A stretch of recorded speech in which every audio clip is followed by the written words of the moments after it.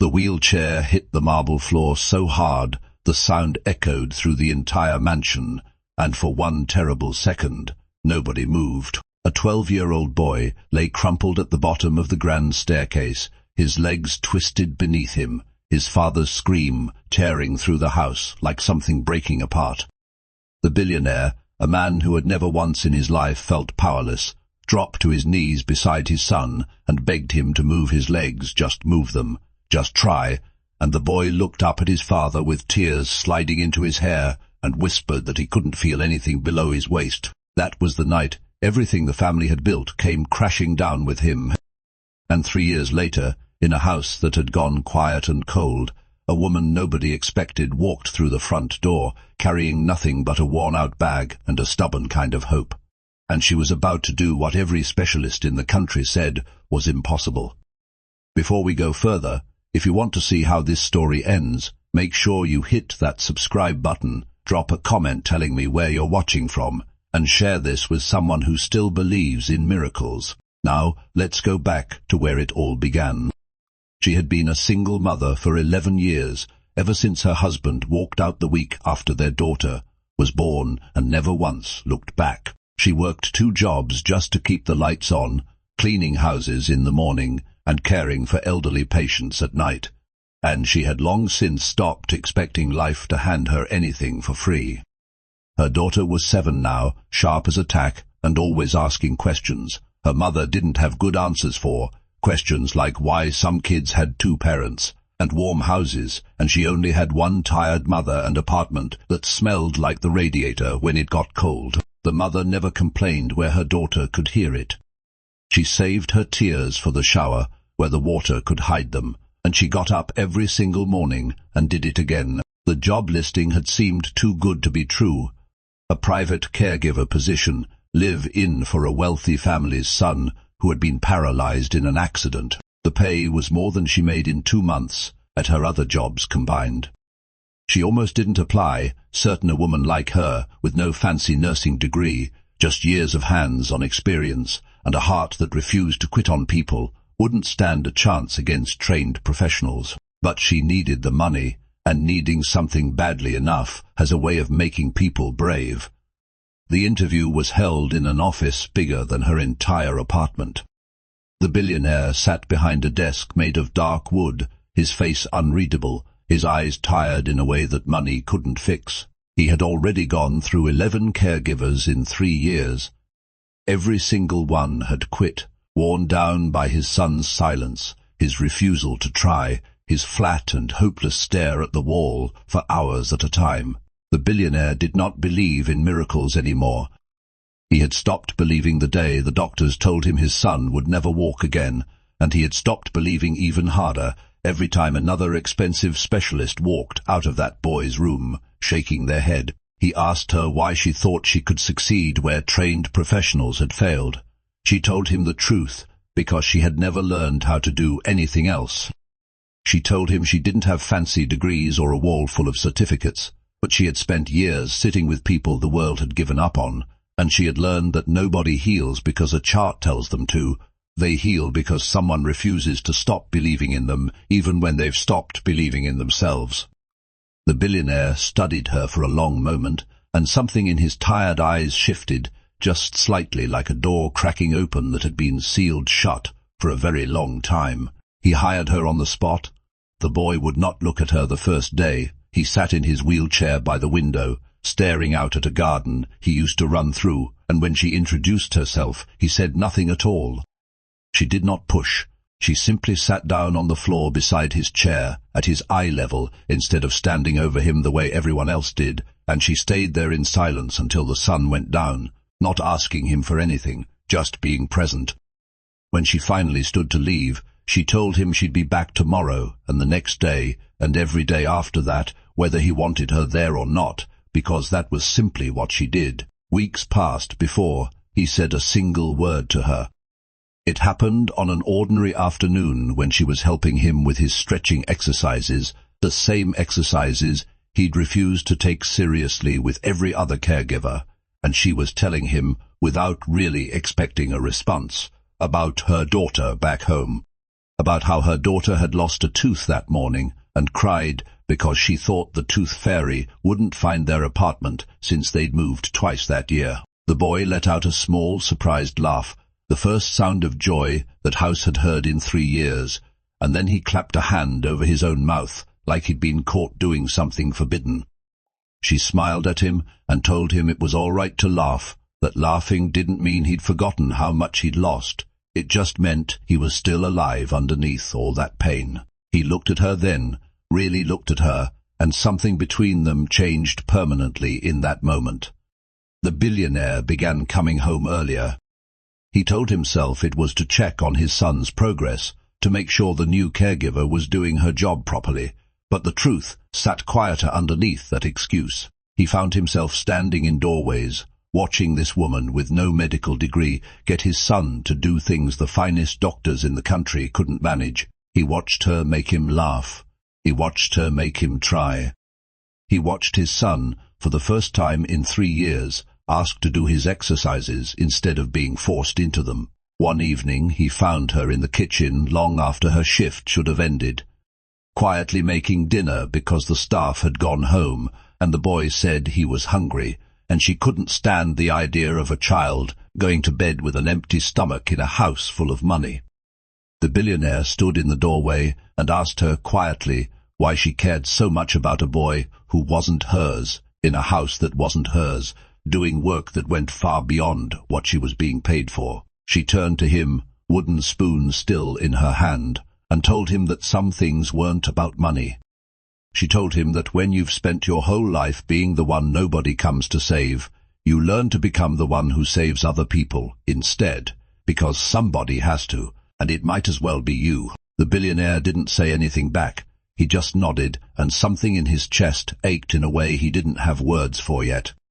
The tension in the house began to build in ways nobody spoke aloud. The boy's grandmother, the billionaire's own mother, grew suspicious of the caregiver's growing closeness with her son and grandson, certain that a woman like her, poor and unpolished, was only after the family's money. She began making calls behind the billionaire's back, digging into the caregiver's past, looking for anything she could use to have her removed from the house before she got any closer. She found out about the caregiver's own daughter, about the 2 jobs, about the husband who abandoned them, and instead of seeing a woman who had survived hardship with her dignity intact, she saw only opportunity, a woman desperate enough to do anything for money and security. She brought her concerns to her son, warning him that he was letting a stranger get too close to a broken family that couldn't afford to be broken any further. The billionaire found himself defending her without fully understanding why it mattered so much to him. He told his mother that in 3 years this woman was the only person who had gotten his son to laugh, to try, to hope, and that meant more to him than any background check ever could. But the seed of doubt his mother planted didn't disappear entirely. That night he found himself watching the caregiver a little differently, wondering what she truly wanted, wondering if kindness, this consistent, could really exist without some hidden motive underneath it. The caregiver noticed the shift immediately. She had spent her whole life reading rooms, learning to sense when she was welcome and when she wasn't, and she felt the cold distance creeping back into the house. She didn't know about the grandmother's calls, didn't know her past had been dug through like something dirty, but she felt the walls going back up, and it hurt more than she expected it to, because somewhere in those quiet months she had stopped seeing this house as just a job and started seeing this broken family as something she genuinely cared about. Everything came to a breaking point on the night of the boy's birthday. The grandmother had arranged a small gathering, and in front of the whole family she confronted the caregiver directly, asking her outright how convenient it was that a poor single mother had wormed her way into the life of one of the wealthiest families in the country. The room went silent. The boy from his wheelchair looked at his grandmother with something close to fury in his eyes, the most emotion anyone had seen from him in years, and told her that this woman was the only person who had ever treated him like a person instead of a tragedy, and if his own grandmother couldn't see that, then maybe she was the one who didn't belong in this house. The caregiver, humiliated in front of the family she had grown to love, quietly excused herself and left the room, her hands shaking, her eyes burning with tears she refused to let fall in front of them. She sat alone in the small guest room the family had given her, staring at a photo of her own daughter, wondering if she had made a terrible mistake letting herself care this much about people who were never really hers to care about. She began packing her bag that same night, deciding it would be easier, safer, to leave before her heart broke any further. The billionaire found her at the door, just as she was about to walk out into the dark. He stood in front of her, blocking her path, and told her that his mother had been wrong, that he had been wrong to let a moment of doubt make her feel unwelcome after everything she had given his son. He told her that in 3 years she was the first person who had made his house feel like a home again instead of a museum of grief, and he was not going to let her walk out that door over something that had nothing to do with the truth of who she was. She stood there with tears finally spilling down her face, and for the first time she let herself admit out loud how much this family had come to mean to her, how much his son's laugh meant to her, how much, if she was honest, the billionaire's quiet strength had come to mean to her too. She stayed, and in the weeks that followed, something shifted in the boy that no one could have predicted. He began asking to stand during his exercises instead of just stretching from his chair. The caregiver supported him with her own hands and her own strength, every single time his legs buckled beneath him, refusing to let him fall, refusing to let him give up even when he cried from the effort and the pain and the fear that this was all pointless. She told him every single day that his legs weren't broken, they were just sleeping, and sleeping things can be woken up if you're patient enough and stubborn enough to keep trying. The specialists who came to check on his progress were stunned by what they found. Nerve responses that had been silent for 3 years were beginning to fire again. It wasn't magic, they explained carefully. It was the result of relentless, patient, consistent physical therapy, combined with something science couldn't fully measure, the boy's own will to try again, a will that had been reawakened by a woman who simply refused to stop believing in him. The grandmother, watching from the sidelines, finally softened, ashamed of the suspicion she had carried into that house. She found the caregiver alone one afternoon and apologized, admitting that fear for her family had made her cruel to the one person who had actually saved it. The caregiver forgave her without hesitation, because forgiveness had never been hard for a woman who had spent her whole life understanding what it meant to be afraid for the people you love. Then came the twist nobody saw coming. A letter arrived at the house one morning addressed to the caregiver, and inside was news that would change everything. Her ex-husband, the man who had abandoned her and their daughter 11 years earlier, had resurfaced, and he was petitioning for custody, claiming he was now financially stable and deserved a place in his daughter's life. The caregiver's hands shook as she read it. After everything she had survived alone, after 11 years of doing it all by herself, the idea that he could simply walk back in and take her daughter away shattered something deep inside her. The billionaire found her sitting alone in the garden, the letter crumpled in her fist, and when she finally told him what was happening, he didn't hesitate. He told her that a man who abandons his family doesn't get to walk back in just because the timing is convenient for him, and he promised her, with a certainty that surprised them both, that she would not have to face this fight alone.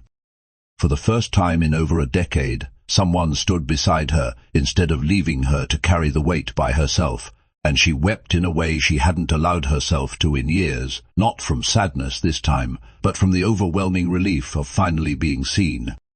The custody battle loomed over the following weeks like a storm that hadn't broken yet, but even in the middle of that fear, something beautiful kept building quietly in that house. The boy continued to improve.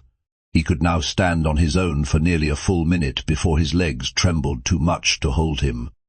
He began asking his father, for the first time in 3 years, if they could go outside together, to the garden he used to run through, and the billionaire, hearing that request, had to leave the room to hide the tears streaming down his own face. On the day of the custody hearing, the caregiver stood in the courtroom with her daughter's small hand gripped tightly in hers, terrified of losing the one thing she had never stopped fighting for.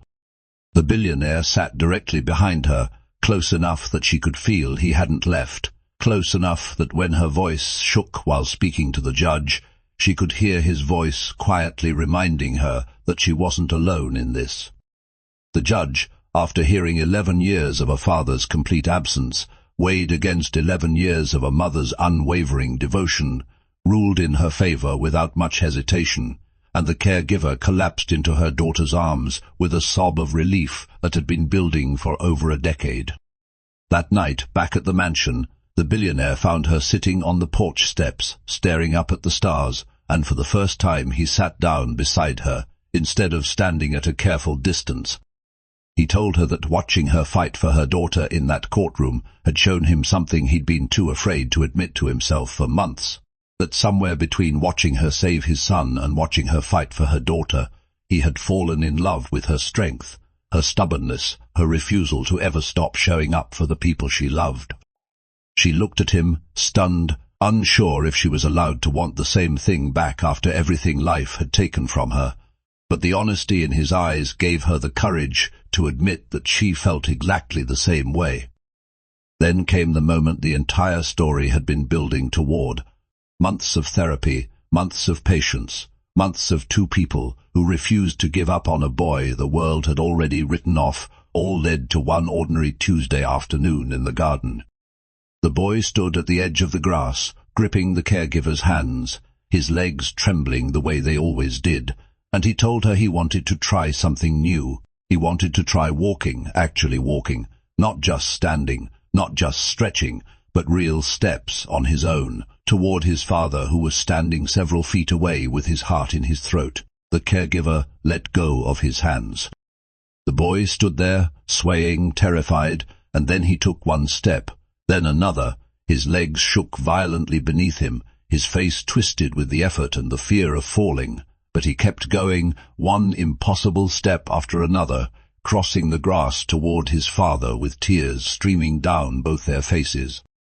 The billionaire dropped to his knees on the lawn, arms open, and when his son finally reached him and collapsed into his embrace, still standing, still upright, still walking after 3 years of being told he never would again, the billionaire's whole body shook with sobs he made no attempt to hide. His eyes filled completely with tears as he held his son for the first time on 2 feet in 3 long years. The caregiver stood back, watching the family she had helped rebuild piece by piece, crying just as hard as they were, and she didn't even notice the billionaire's mother standing in the doorway of the house, one hand pressed over her mouth, watching the miracle she never thought she'd live to see. But even in that perfect, overwhelming moment of joy, the caregiver's mind couldn't fully rest, because tucked in her bag upstairs was a second letter that had arrived that same morning, one she hadn't opened yet, one bearing the return address of a hospital she hadn't been to in over a decade, and something about the weight of that envelope told her that this story, this fragile, hard-won happiness, was about to be tested in a way none of them could yet imagine. She did not open the second letter that night.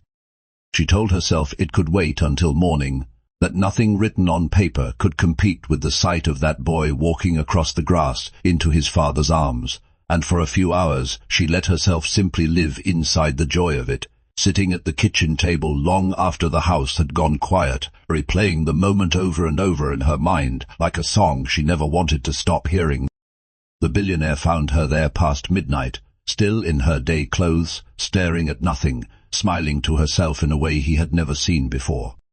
He sat down across from her without asking permission, the way he had started doing more and more over the past months, and he told her that he didn't think he would ever forget the sound his son's feet made against the grass, soft and uneven and absolutely perfect. She agreed, and for a while neither of them said anything else, because some moments don't need more words added to them. It was her daughter who found the letter the next morning, sitting on top of the caregiver's bag where she'd left it, and asked in her innocent, curious way why her mother had a letter from a hospital she'd never mentioned before. The caregiver's smile faltered for just a second before she gently took the envelope from her daughter's hands and told her it was nothing to worry about, just old paperwork, and tucked it into her coat pocket instead of opening it.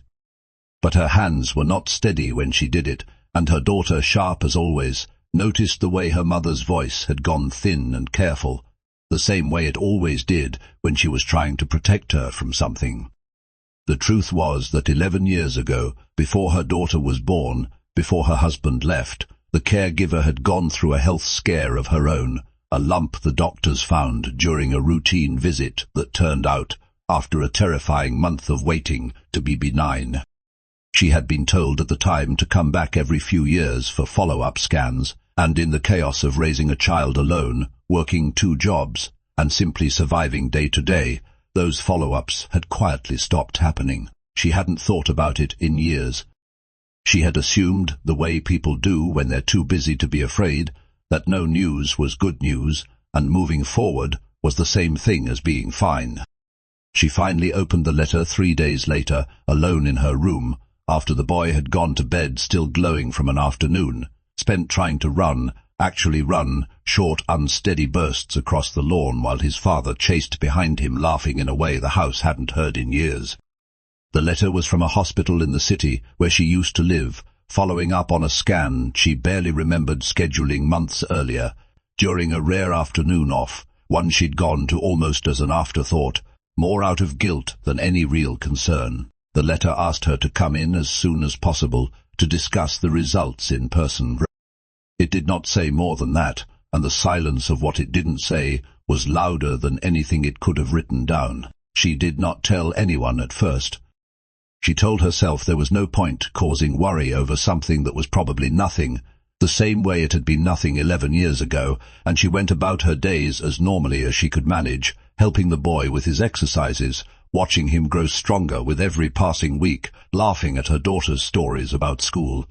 letting herself steal quiet moments with the billionaire on the porch in the evenings when the house had gone still. But something had changed underneath her, a low hum of fear she couldn't quite silence, and the people who loved her began to notice. The boy noticed first, the way children often notice what adults try hardest to hide.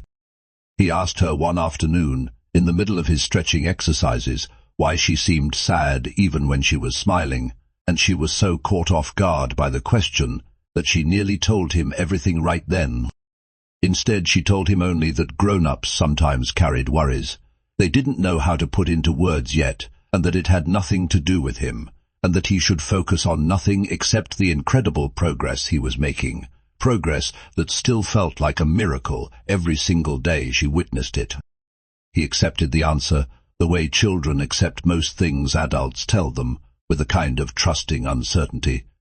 But he kept watching her a little more closely after that.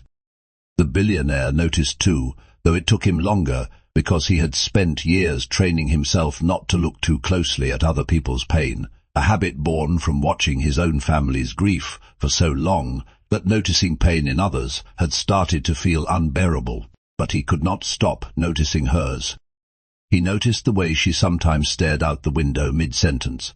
the way her laugh had grown a half-second slower to arrive, the way she flinched slightly when her phone rang, as though bracing for news she didn't want to hear. One evening, after his son had gone to bed, he asked her directly what was wrong, and she almost lied to him. She had spent so many years being the strong one, the one who held everyone else together, that admitting fear out loud felt like a foreign language. She'd forgotten how to speak, but something about the way he looked at her, patient and unwavering, the same way she had once looked at his son when no one believed in him anymore, broke something open in her, and she told him everything. She told him about the lump 11 years ago, about the follow-ups she'd let slip through the cracks of a life spent surviving instead of living, about the letter sitting unopened in her coat pocket for 3 days before she finally read it, about the appointment she hadn't scheduled yet because some small, terrified part of her believed that if she didn't make the appointment, the bad news couldn't become real. The billionaire did not try to comfort her with empty reassurances. He did not tell her it was probably nothing, because he understood, more than most people, that false comfort was its own kind of cruelty. Instead, he simply asked her when she could see a doctor, and when she admitted she hadn't called yet, he picked up his phone right there in front of her and told her that she would be seen by the best specialists in the country within the week, and that he would be sitting beside her in that waiting room whether she wanted him there or not, because she had spent 11 years showing up for everyone else, and it was time somebody showed up for her. She cried harder in that moment than she had at any point since her daughter was born, not from fear this time, but from the strange, overwhelming relief of finally letting someone else carry a piece of her weight. He held her while she cried, right there in the quiet kitchen, and for the first time in longer than she could remember, she let herself believe, just for a moment, that maybe she didn't have to be the only strong one inches the room anymore. The days leading up to the appointment stretched long and heavy, though the house around them kept moving forward in its own hopeful rhythm. The boy took his first full lap around the garden without stopping, a moment that would have consumed the entire family's joy on any other week, and it did bring tears and laughter and a celebration dinner where even the grandmother, now fully softened, raised a glass to the caregiver and called her the bravest woman she had ever met, unaware of just how true those words were about to become. The caregiver smiled through it all, letting the joy of the boy's progress carry her forward, tucking her own fear into a small corner of herself, where she had learned over many hard years how to keep it from swallowing her whole.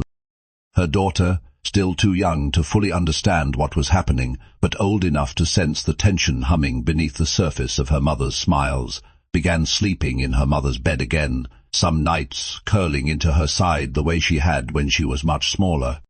as though some instinct in her small body understood that her mother needed to be held just as much as she used to need holding herself.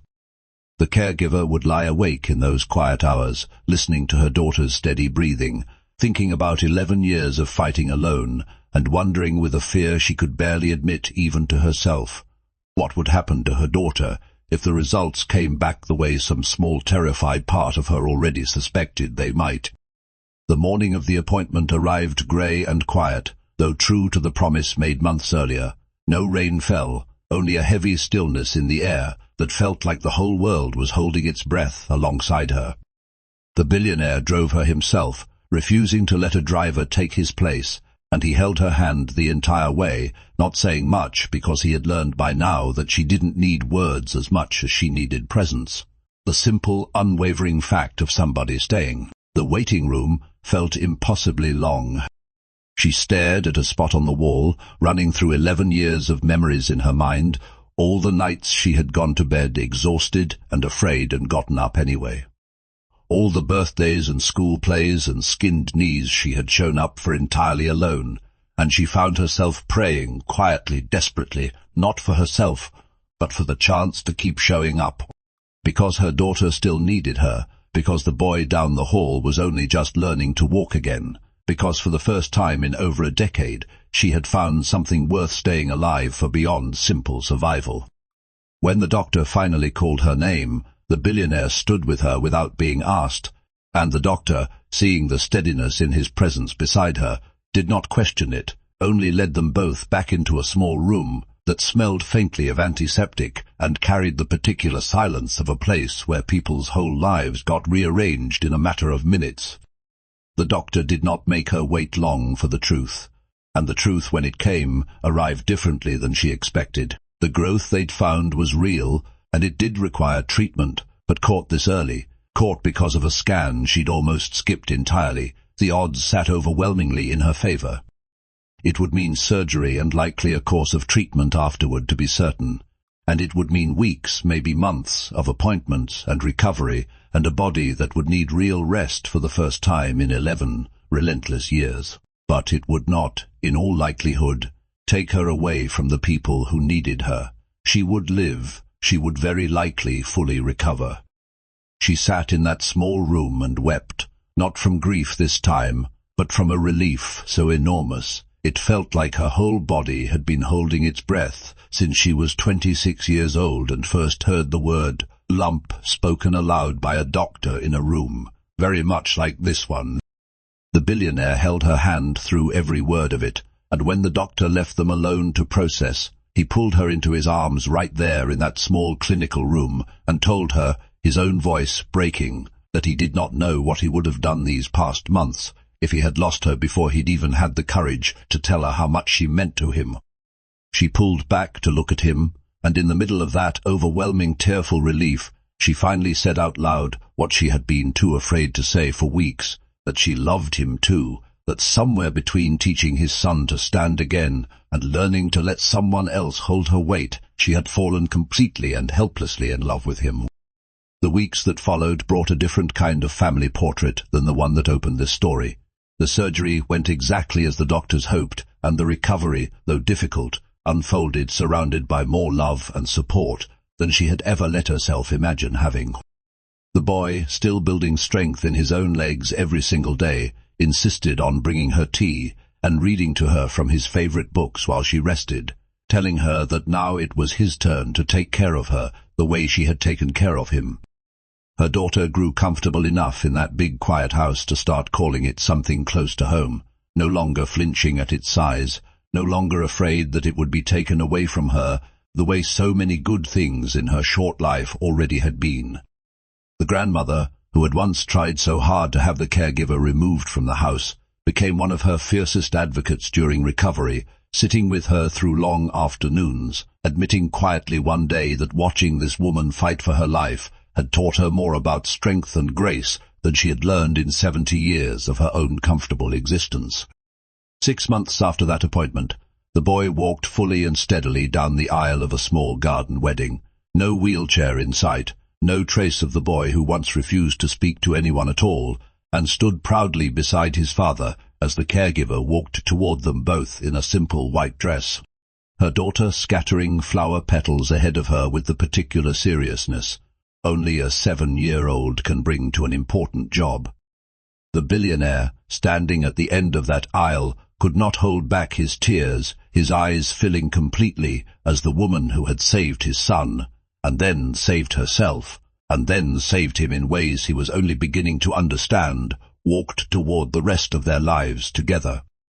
They built something neither of them had ever quite believed they deserved, a family stitched together out of loss and stubbornness and refusal to give up on people the world had already written off. The boy grew stronger every year, eventually running track in school, something the doctors who once told his father he'd never walk again could hardly believe when they saw the news coverage years later. Her daughter grew up knowing, in a way her mother never had at that age, that she was deeply and fiercely loved by a mother who had fought for her every single day of her life, and by a father, finally, who chose to stay. And the caregiver, the woman who had walked into that mansion with nothing but a worn-out bag and a stubborn kind of hope, learned the lesson that had taken her 38 hard years to fully believe, that showing up for other people again and again without expecting anything in return, as a way of eventually bringing people back to show up for you too. And that sometimes the family you save ends up being the very family that saves you right back. Before the accident that changed everything, the boy had been the kind of child who filled a house with noise. He used to race his bicycle down the long driveway until his mother worried he'd crash into the gates, and he used to beg the household staff to play hide and seek with him in a mansion that had more rooms than any one family could ever fill. His mother had passed away when he was 8, a slow illness that took her over the course of a difficult year, and after that the boy had clung even harder to motion, to noise, to anything that made the house feel less empty. He rode his bicycle faster, he climbed higher, he laughed louder as though volume alone could fill the space his mother had left behind. The night of the accident he had been racing down the same staircase he'd raced down 1,000 times before, taking the steps 2 at a time the way his mother used to scold him for, when his foot caught the edge of a step he'd misjudged, and in an instant the boy who filled the house with noise became a boy who could not move his own legs. The doctors explained it in careful clinical language: spinal shock, incomplete injury, uncertain prognosis. But none of those words meant anything to a 12-year-old who woke up in a hospital bed unable to feel his own toes. What he understood, in the simple and brutal way children understand things, was that the life he knew had ended, and a new, smaller, quieter life had begun in its place, one he had never asked for and did not know how to want. For the first year after the accident, The billionaire spent every dollar and every connection he had chasing a cure. He flew in specialists from 4 different countries. He funded experimental treatments that cost more than most people's homes. He sat by his son's bedside long after the boy fell asleep, staring at motionless legs, silently begging some version of a god. He wasn't sure he believed in to undo what had already been done. Nothing worked. Slowly, painfully, the frantic search for a miracle gave way to something heavier and more permanent, a grief that settled into the walls of the house itself, until even the staff began speaking in hushed tones, as though loud noises might shatter what little peace remained. The boy stopped asking to go outside. He stopped asking about his bicycle, which still sat untouched in the garage, gathering dust beneath a sheet someone had eventually thrown over it, because looking at it became too painful for everyone in the house. He spent his days staring out the window of his room, watching a world he no longer felt part of, and one by one, the caregivers hired to help him grew frustrated with his silence and moved on to easier positions, each departure confirming something the boy had already decided was true, that he was too much of a burden for anyone to stay. This was the house the caregiver walked into on her first day, a house holding its breath, waiting for something to change without truly believing it ever would. Her first week there taught her more about the family than any file or interview ever could have. She learned that the boy ate almost nothing at breakfast because eating felt pointless when nothing about his day would change no matter how much energy he had. She learned that the household staff had grown so used to his silence that they'd stopped trying to draw him into conversation altogether, moving through his room like careful shadows, tending to his physical needs and nothing more. She learned that the billionaire left for his office before dawn and often didn't return until his son was already asleep, not because he didn't love him, she came to understand later, but because watching his son's hollow eyes every single day had become a grief he could not carry on top of running an empire that employed thousands of people who depended on him. She did not try to fix any of it right away. She had learned over years of caring for people the world had given up on, that trying to fix someone too quickly only taught them that their pain made you uncomfortable, and that lesson pushed people further into isolation, not out of it. So instead, she simply showed up. Every single day she arrived at his door, and even when he said nothing, even when he stared straight through her like she wasn't there at all, she stayed anyway, sitting on the floor beside his wheelchair, sometimes reading a book of her own in comfortable silence, sometimes simply existing in the same space as him without demanding anything back. It took 19 days before he spoke his first full sentence to her. She counted, though she never told him that, because she had learned that milestones like that meant more to the person doing the counting than the person being counted. On the 19th day, she'd been humming quietly to herself while helping him with a stretch, an old tune her own mother used to hum while doing dishes, and the boy, out of nowhere, asked her what song that was. It wasn't much, 4 words strung together, but to a woman who had been met with 19 days of silence, it felt like the world's largest door creaking open on rusty hinges. She told him the truth, that she didn't actually know the name of the song, that her mother had never told her, that she just always hummed it back, because it was the only way she knew how to feel close to a mother who had passed away when she herself was not much older than he was now.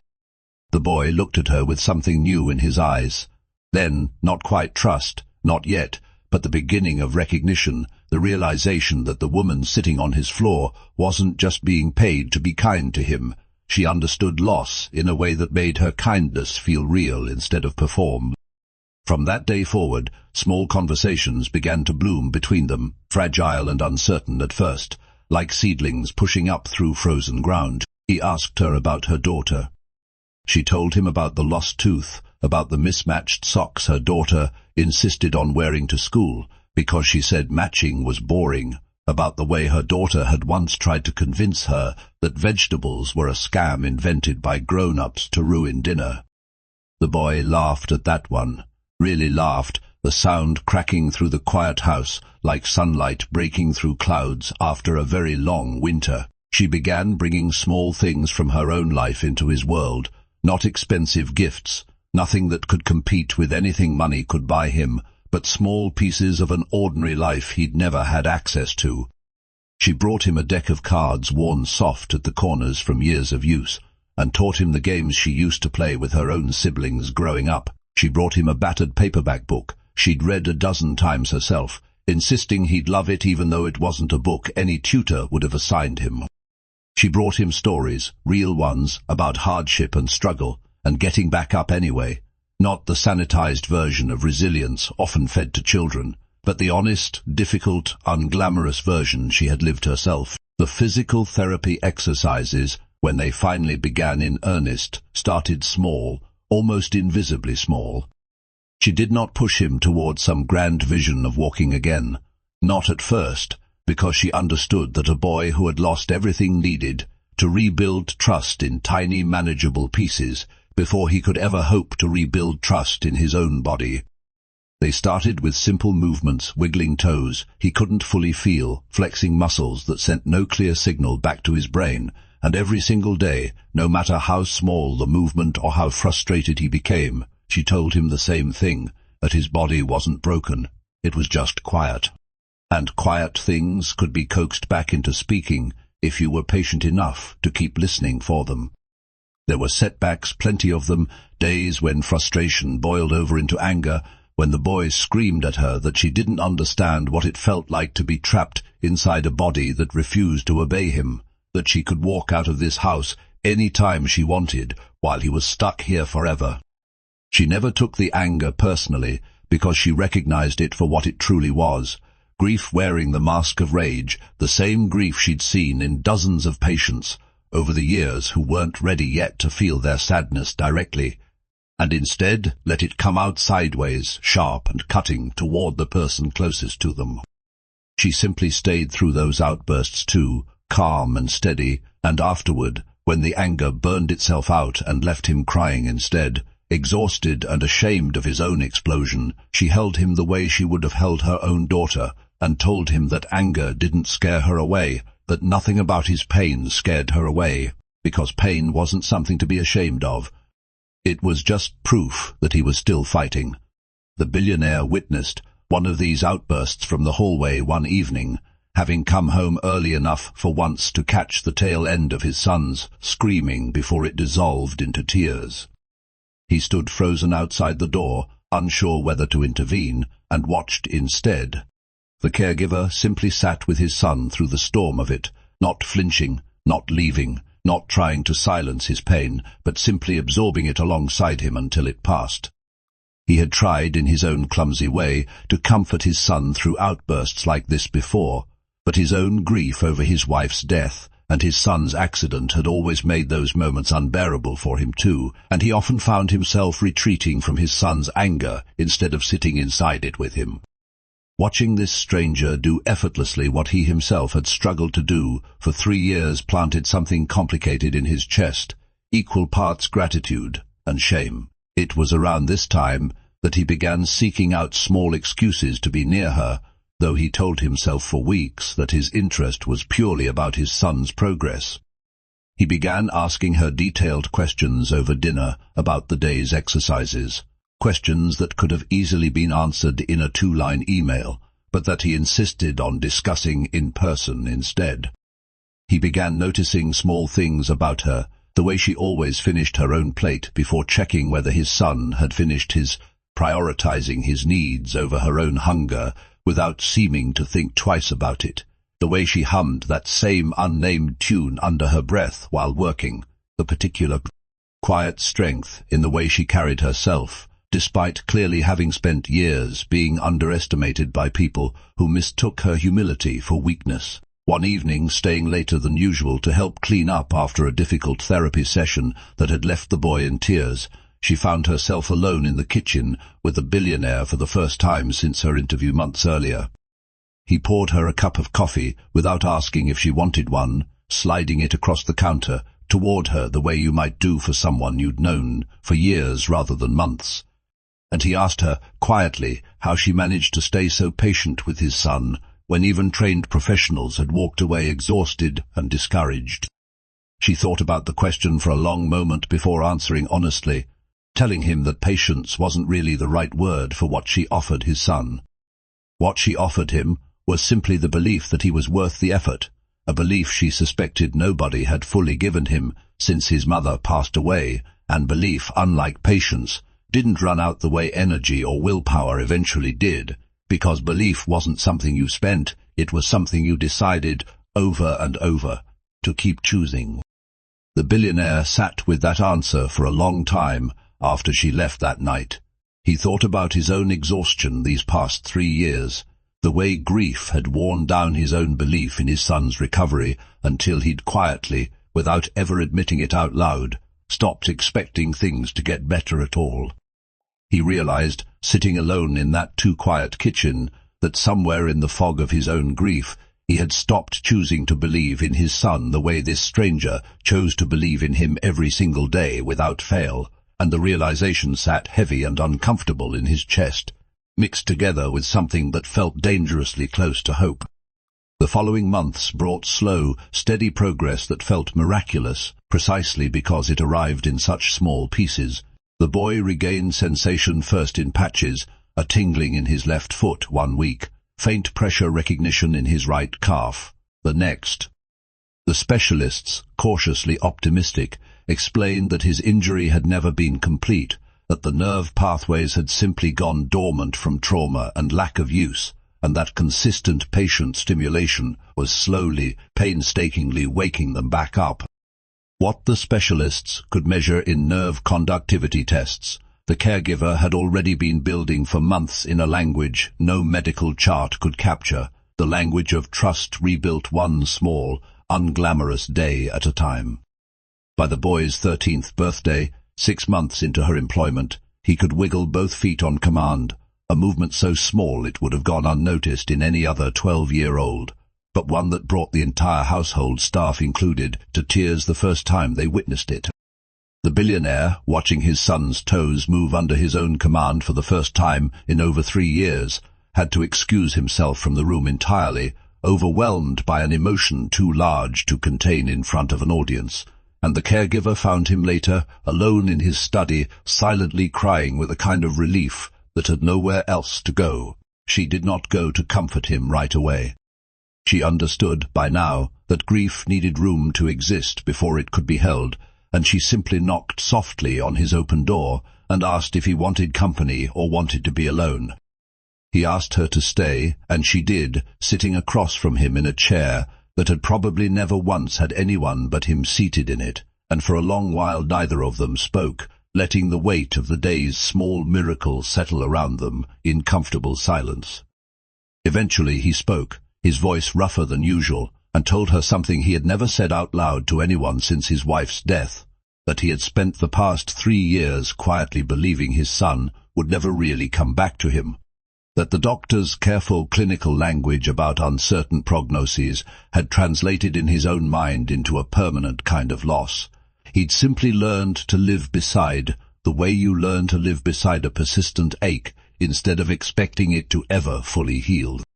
He told her that watching his son's toes move today had cracked open a hope he had deliberately buried,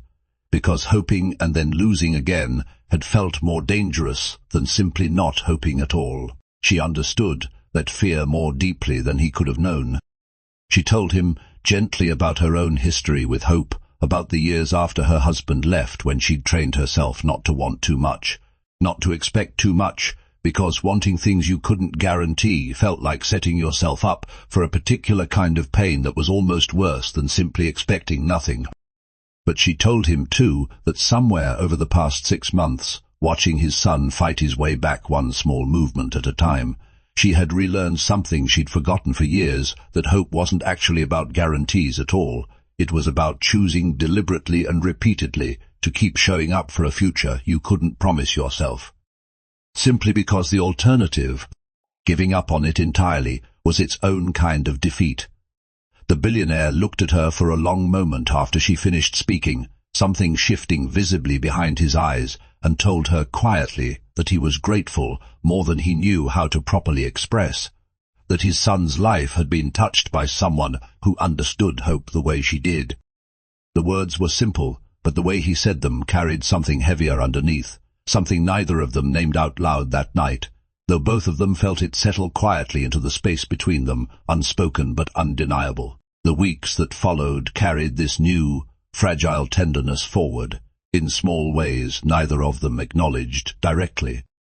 He began joining the evening therapy sessions more often, no longer just checking in from the doorway, but actively participating, learning the exercises himself so he could help on the days she had to leave early for her own daughter's school events.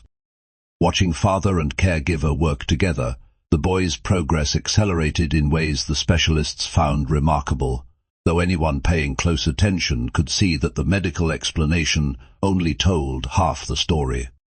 The other half was written in the quiet, growing trust between three people who had each, in their own way, been drowning quietly before finding something solid enough to hold on to. Her own daughter, meanwhile, had begun asking more questions about the family her mother spent so much time with, questions that revealed a child's particular talent for noticing what adults tried to keep hidden.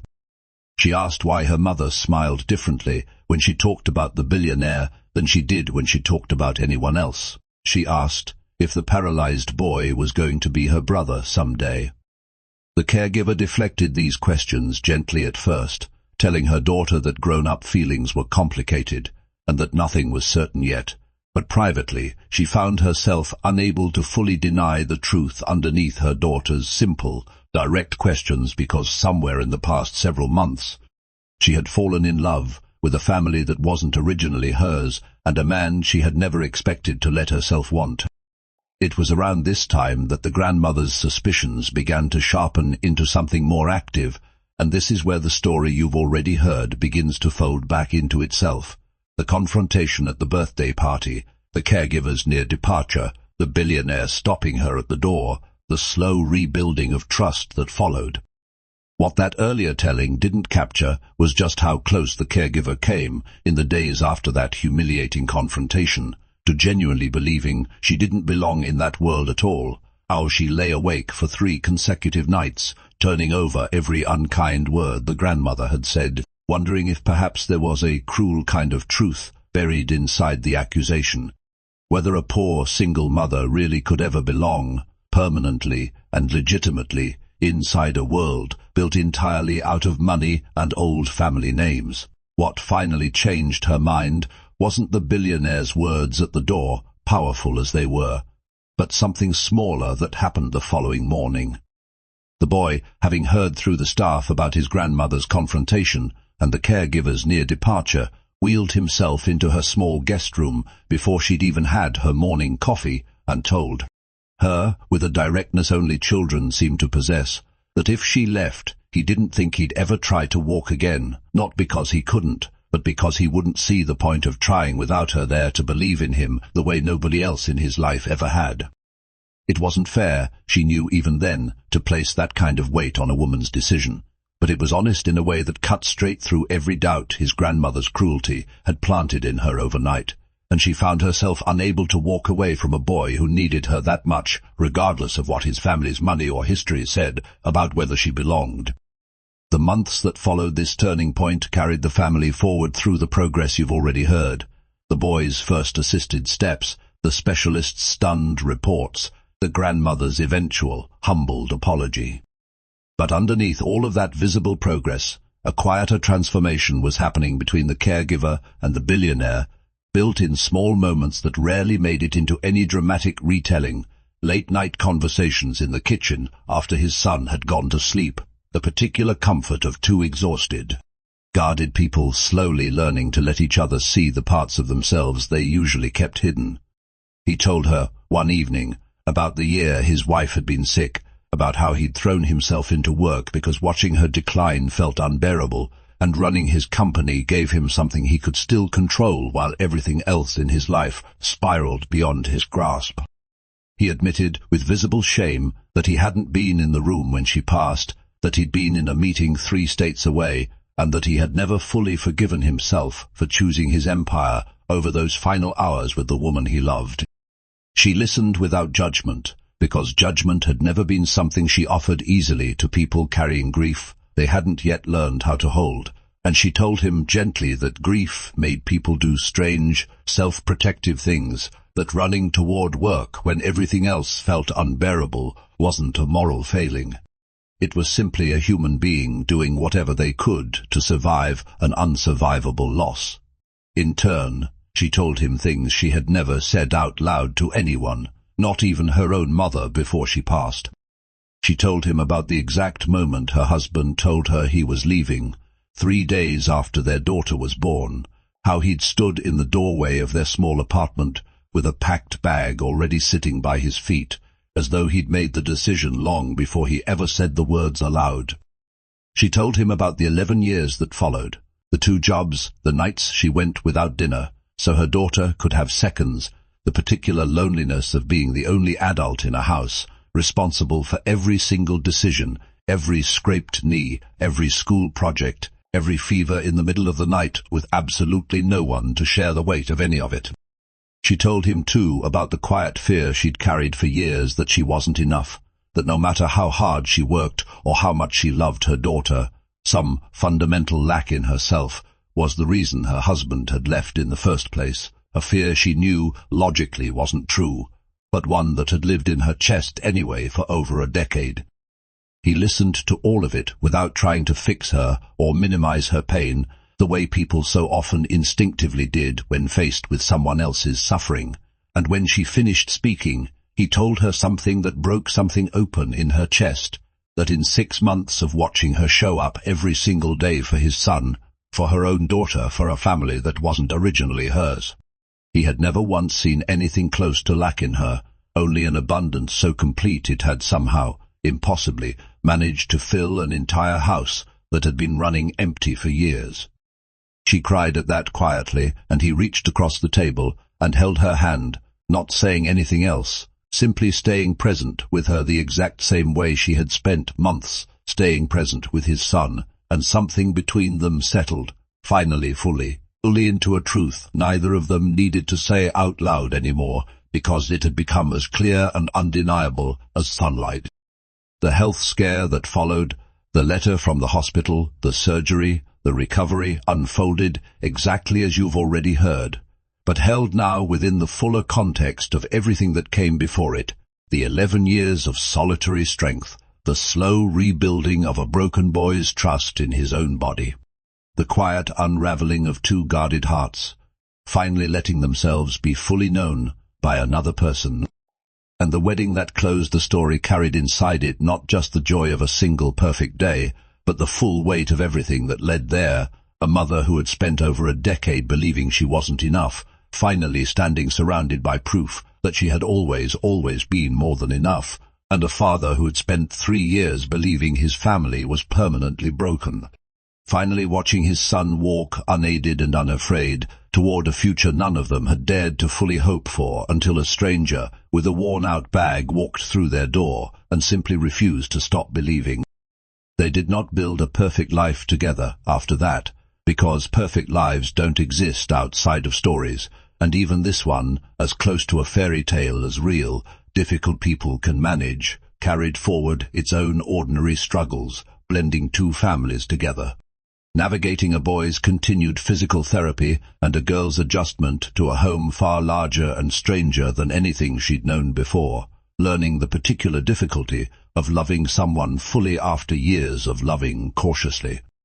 But they built something honest, something earned through actual difficulty rather than granted freely by fortune, and on the nights when the boy, now fully grown and walking steadily through a life once declared impossible, sat with his own children years later and told them the story of the single mother who gave him his first steps back, telling them that the real miracle was never really about walking at all. The real miracle was about a woman who refused to stop believing in people the world had already given up on, and how that kind of belief, offered patiently and without condition, had a way of healing far more than anyone's legs. The custody hearing had been scheduled for a Tuesday morning in a courthouse that felt far too small and far too grey for something that would decide the entire shape of her daughter's future. The caregiver had barely slept the night before, running through every possible outcome in her mind, remembering every hard year she'd survived alone, and wondering if a judge who knew none of that history could somehow be convinced by a man who had shown up only now, claiming fatherhood the moment it became convenient for him. Her ex-husband arrived at the courthouse in a suit that looked freshly purchased for the occasion, his lawyer beside him carrying a leather folder thick with documents meant to paint a picture of a reformed man ready to be present in his daughter's life. He did not look at the caregiver when he walked past her in the hallway. He looked, instead, at her daughter, sitting quietly beside her mother's chair, and something in his expression made the caregiver's stomach tighten with a fear she hadn't let herself fully feel until that exact moment. The fear that after 11 years of doing everything alone, a piece of paper and a well-dressed lawyer might be enough to unravel it all. The billionaire sat directly behind her in the gallery, close enough that she could feel the solid, steady warmth of his presence even without turning around, and beside him sat the grandmother, who had insisted on coming despite her frail hip and her general dislike of long mornings spent anywhere outside her own garden, because, as she'd put it plainly that morning, she had spent months underestimating this woman's strength, and she was not about to miss the chance to stand behind her when it mattered most. The hearing opened with her ex-husband's lawyer presenting a narrative built entirely around potential, rather than history, describing a man who had turned his life around, who now held steady employment, who had, in the past several months, taken parenting classes and secured a 2-bedroom apartment, specifically in anticipation of shared custody. The caregiver listened to all of it with her jaw tight, aware of every eye in the room, aware that on paper, presented this carefully, a man could sound almost convincing, and aware, too, of the particular unfairness in a system that sometimes rewarded a father's recent effort over a mother's 11 years of quiet, unbroken devotion. When it was her turn to speak, she did not bring a lawyer's polished narrative. She brought only the truth, delivered the same plain, unembellished way she delivered everything in her life. She told the judge about the night her husband left, 3 days after their daughter was born, a suitcase already packed and waiting by the door before she'd even finished healing from childbirth. She told him about 11 years of 2 jobs, about Christmas mornings held together with gifts, bought on clearance and love stretched as far as it could possibly go, about every fever managed alone at 3 inches the morning, every school project completed at a kitchen table after a 12-hour shift, every single milestone her daughter had ever reached witnessed by exactly one parent, because the other parent had chosen, deliberately and repeatedly, not to be there. She did not raise her voice, she did not need to. The judge, an older woman who had clearly heard hundreds of custody cases over the years, listened with the particular stillness of someone who recognized the difference between a rehearsed performance and a truth too heavy to need rehearsing. When the caregiver finished speaking, the courtroom sat in a silence that felt, for the first time all morning, entirely on her side. Her ex-husband's lawyer attempted in cross-examination to paint the caregiver's current living situation as unstable, pointing out that she was residing in the home of her employer, an unmarried man of considerable wealth, and suggesting that this arrangement raised questions about the environment her daughter was being raised in. It was the billionaire who, unable to sit silently through the insinuation, stood from the gallery and asked the judge for permission to speak, a request unusual enough that the room fell into a hush of surprise. Granted a moment, he told the judge plainly that in 11 years this woman had never once had anyone stand beside her, that she had built a stable, loving home for her daughter entirely on her own strength, and that if the court wanted to examine stability, they need only look at 11 consistent years of one parent's presence, measured against several convenient months of another parent's sudden, tidy reappearance. The judge did not take long to reach her decision. Full custody remained with the caregiver, with the court noting, in careful legal language, that the father's petition, however sincere his recent efforts might be, could not outweigh over a decade of demonstrated, uninterrupted parental devotion. Her ex-husband was granted the option to petition for limited, supervised visitation in the future, contingent on a sustained pattern of consistent presence, a decision that felt, to the caregiver, less like punishment and more like simple, overdue justice. She collapsed into her daughter's arms the moment the gavel fell, both of them crying, her daughter not fully understanding every detail of what had just happened, but understanding, in the way children always understand what truly matters, that her mother had just fought for her and won.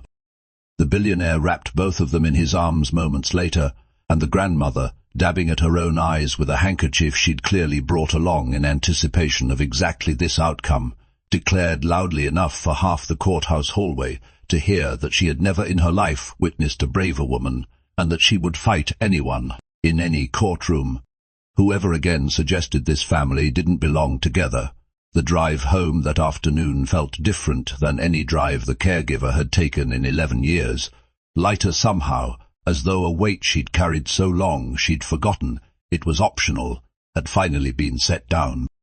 Her daughter fell asleep in the back seat within minutes, exhausted from the emotional morning, and the caregiver sat quietly beside the billionaire, watching the world pass by the window, allowing herself, for the first time in longer than she could remember, to simply exist inside a moment of safety without immediately scanning the horizon for the next threat. It was that same night, hours after her daughter had gone to bed still glowing from the day's victory, that the billionaire took her hand on the porch and told her, with a vulnerability she had never seen from him before, that watching her fight for her daughter in that courtroom had shown him something he could no longer ignore, that somewhere in the past several months he had fallen completely in love with her, not despite her hardships, but because of the extraordinary strength those hardships had forged in her, and that he did not want to spend one more day pretending otherwise.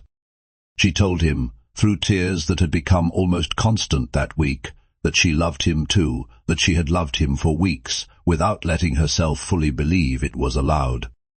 The months that followed carried the family forward, through the boy's continued recovery, milestone after milestone stacking gently on top of one another, until the extraordinary began to feel almost like the new normal. He walked the full length of the garden. He climbed slowly and carefully the same staircase where his accident had happened 3 years earlier, an act that took every ounce of courage he possessed, and left the entire household in tears when he reached the top. He asked one afternoon if his old bicycle still existed somewhere in the garage, and when his father wheeled it out from beneath its dusty sheet, the boy sat and looked at it for a long time before saying quietly that he wasn't ready yet, but that he wanted to keep it nearby anyway, as a promise to himself that someday he would be. The wedding, when it finally arrived, nearly a year after the caregiver's first day in that quiet, grieving house, was small by the standards of the billionaire's usual world, held in the same garden where the boy had taken his first unassisted steps, surrounded only by the people who had actually shown up for this family during its hardest years, rather than the wide circle of acquaintances his wealth usually attracted. The grandmother sat in the front row in a wide-brimmed hat she'd been planning for months, weeping openly and unapologetically. The household staff, who had watched this entire transformation unfold from the sidelines, stood together near the back, several of them crying just as hard as the family they served.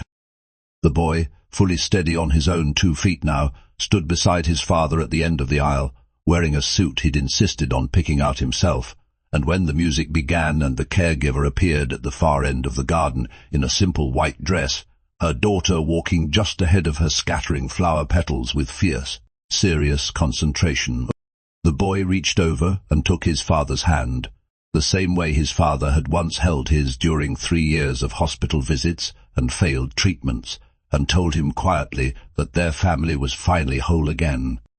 The billionaire's eyes filled with tears the moment he saw her, exactly the way they had the day his son first walked toward him across that lawn, and by the time she reached him at the end of the aisle, neither of them could speak for a long moment, simply standing there, hands clasped, overwhelmed by the sheer improbable distance they had traveled to arrive at this exact spot. A poor single mother and a grieving billionaire, 2 people who had each spent years believing love like this wasn't meant for them anymore, finally standing together in a garden that had once held nothing but sorrow and now held nothing but hope. Their vows were simple, unpolished, entirely their own. She told him that he had taught her, after 11 years of believing she had to carry everything alone, what it felt like to finally be carried too. He told her that she had walked into his family's darkest chapter, and, without any grand gesture, simply through relentless, quiet devotion, had rewritten its entire ending. When the officiant finally pronounced them married, the boy let out a whoop of joy that echoed across the garden, the same garden where, months earlier, he had taken his very first steps back into a life he thought he'd lost forever, and the sound of his uninhibited joy, so different from the silent, hollow boy who once refused to speak to anyone at all, told the whole gathered crowd everything they needed to know about how completely this family had healed. Years later, when the boy had grown into a young man, tall and strong and utterly unrecognizable from the broken child in that wheelchair, he would tell the story of his recovery to anyone who asked, always careful to correct the version people expected to hear. People assumed he'd explain that his recovery had been a medical miracle, a stroke of extraordinary luck in an otherwise devastating injury, and while the doctors had certainly played their part, he always insisted the real turning point had nothing to do with medicine at all. It had everything to do with a woman who walked into his family's darkest hour, carrying nothing but a worn bag and a stubborn refusal to believe he was as broken as everyone else had already decided he was. His stepmother, he would tell them, had never once treated his paralysis like a tragedy to be managed. She had treated it like a puzzle to be patiently, relentlessly solved, one small movement at a time, over months and months of quiet, unglamorous work that nobody outside their family ever fully witnessed. She had sat on the floor of his room in silence for weeks before he ever spoke a single word to her, and she had stayed through every scream of frustration, every collapsed hope, every moment he'd tried to push her away out of a child's misguided belief that his own brokenness made him unworthy of that kind of patience. And his father, he would add, had learned something just as important during those same months, something about the particular danger of grief that convinces you to stop hoping altogether in order to protect yourself from further disappointment. Watching his father fall in love with his stepmother had taught him, even as a young teenager, that healing rarely arrived as a single, dramatic miracle. It arrived instead as a slow accumulation of small, deliberate choices, choosing to show up one more day, choosing to try one more exercise, choosing to believe one more time in a future that wasn't guaranteed, made over and over again by people who refused to give up on each other, even when giving up would have been so much easier. His half-sister, born 2 years after the wedding, grew up never knowing her family any other way than whole, never knowing the silent, grieving house that had existed before her mother walked through its front doors, carrying nothing but a worn-out bag and a stubborn kind of hope. She grew up climbing the same staircase where her brother's accident once happened, running through the same garden where his first steps had once brought an entire family to tears, entirely unaware of how close that garden had once come to remaining forever silent. The caregiver, now simply a wife and mother in a life she once could not have dared to imagine for herself, still occasionally found herself standing in that garden in quiet moments, remembering the exhausted, frightened woman who had first walked through those gates 11 months into what felt like an endless struggle just to keep her own small family afloat. She thought often about how close she had come to not applying for that job at all, certain a woman without fancy credentials could never compete with trained professionals, and how differently every single life connected to that house might have unfolded if fear had won that particular argument inside her head. She never forgot, either, the lesson that had taken her 38 hard years to fully learn and accept, the lesson she now tried to pass on to both her children, in whatever small ways she could, that showing up for people again and again, without guarantee of anything in return, without expectation of reward or recognition, has a strange and quiet power to eventually bring people back around to show up for you too. She had spent 11 years believing she was the only person in the world who would ever fully show up for her daughter. She had walked into a stranger's house expecting nothing more than a paycheck, and had somehow, impossibly, found an entire family willing to show up for her in return, ready to catch her the moment she finally allowed herself to fall. The boy, when he eventually grew old enough to understand the full shape of what his stepmother had sacrificed and risked to walk into his family's life, once asked her directly why she had stayed, even through his worst days, even through his grandmother's cruelty, even when leaving would have spared her so much difficulty. She told him what she had always believed, long before she ever set foot in that house, that some people spend their whole lives waiting for someone else to save them, and other people spend their whole lives becoming the person who does the saving instead, because somebody has to, and there had never been a single moment, not one, in his family's darkest hour, when she considered being anyone other than exactly that.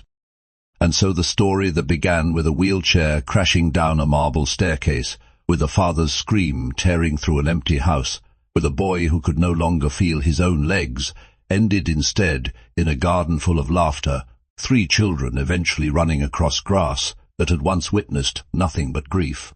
A father whose eyes still filled with tears every single time he watched his son walk, not from sorrow anymore, but from a gratitude too large to ever fully express, and a mother who had once believed herself entirely alone in the world, now surrounded every single day by proof that she had never actually been as unbreakable or as alone as 11 hard years had once convinced her she had to be.